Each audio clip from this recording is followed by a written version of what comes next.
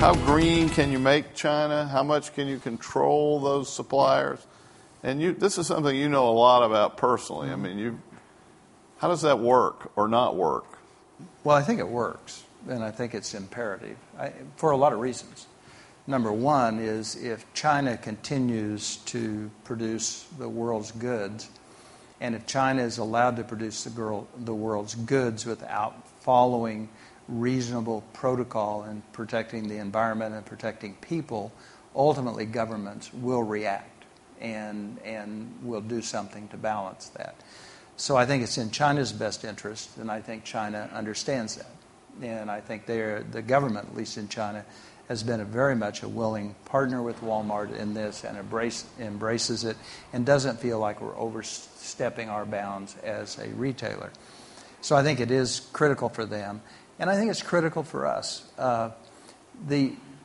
What I talked about, and this is just the way I think about things, is if you have a manufacturer who is cheating their people by not having sanitation on site, and they're cheating their people by not having fire extinguishers and exit doors, and they're cheating their people by not paying the overtime, and they're cheating the people by dumping their waste in the river. Everybody they have dealt with, they've cheated. What in God's name makes you think that they're not going to cheat Walmart? And when they cheat Walmart, they're going to cheat the customer. So how do the suppliers react to this, and how do you enforce it? Actually, the good suppliers have worked very well with it. And what we're finding, it's the same thing we found in the company, is what you're finding is that when you go into a factory that is not following the rules, you also find a factory that is sloppily run.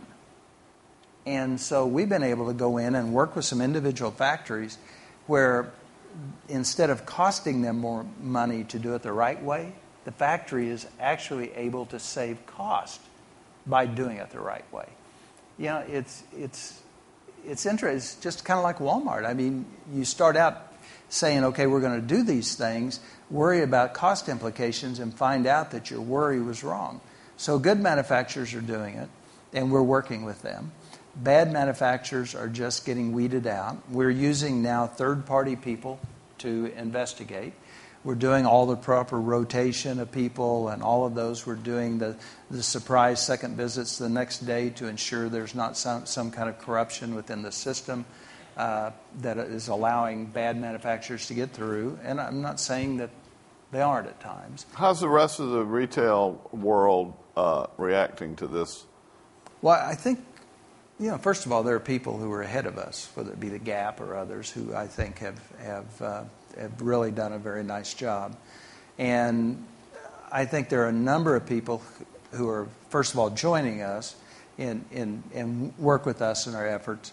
And then there are people who don't want to be associated with it if Walmart is associated with it, so they want to go their own way. And that's fine.